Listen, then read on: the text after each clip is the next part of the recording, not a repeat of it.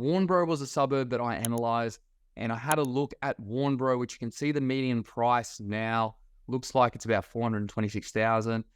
This data set is a little bit old, so you can only see what suburbs have really started to grow because you're relying on past data. The data needs to catch up with the actual time and place of the transactions at that point in time. So it's experienced well over 10% growth in the last 6 months. If you had got in to this suburb 6 months ago, you would have, on a typical house, experienced a 10% growth on that $400,000. So you would have made about $40,000 in equity just by buying a run-of-the-mill home.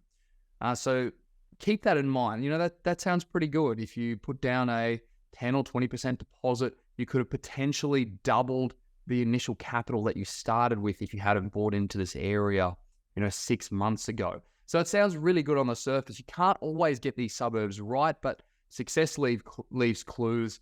And I think Warnbro in itself has a little bit further to run. Don't get too hyped up in this market and go and overpay by 10%, only to realize that the market's then going to catch you up over the next 6 months. But look, I think the market there has still some time to run, because if you have a look at the price compared to the eastern coast, it is cheap. Like, all these areas are cheap. But when you look at the surrounding suburbs, Warnbro is kind of like the poor baby brother of like Port Kennedy, of Secret Harbour.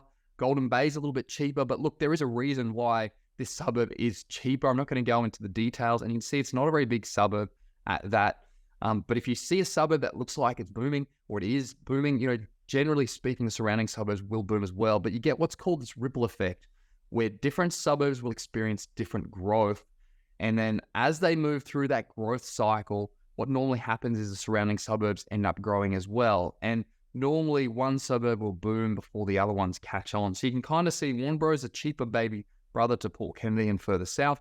But when you look at, this suburb to the north, this one to the north, these ones are starting to get cheaper again. But then you have a look at the Bayside suburbs, they're a little bit more expensive. So, it looks cheaper. It is cheaper by comparison, but then you got to deep dive a little bit further and have a look at, why, what are the reasons that it's cheaper? It's further away from the city than, say, this suburb up here. Why not jump into this suburb? And, this one, the statistics of Warnbro at this point in time, or at the point in time, 6 months ago, all looked really good to buy into that area. And I'm going to show you a couple of properties, just analyze those properties quickly and sort of give you my 2 cents worth, where I think there's still value left in this suburb and some other adjoining suburbs. But I think there's some better suburbs closer to the CBD in Perth that are right for the picking at the moment, but I'll do those in a separate video.